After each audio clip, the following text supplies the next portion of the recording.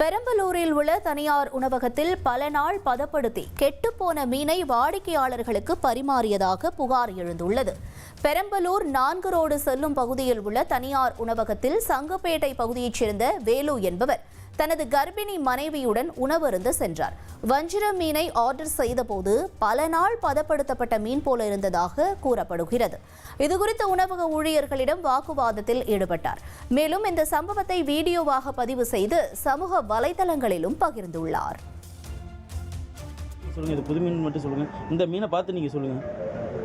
இங்க வாங்கண்ணே, நீங்க பார்த்து சொல்லுங்க. இந்த மீன் ஃப்ரெஷ், இது ஃப்ரெஷ் மீனா? இதை தோலை பார்த்து நீங்க சொல்லுங்க.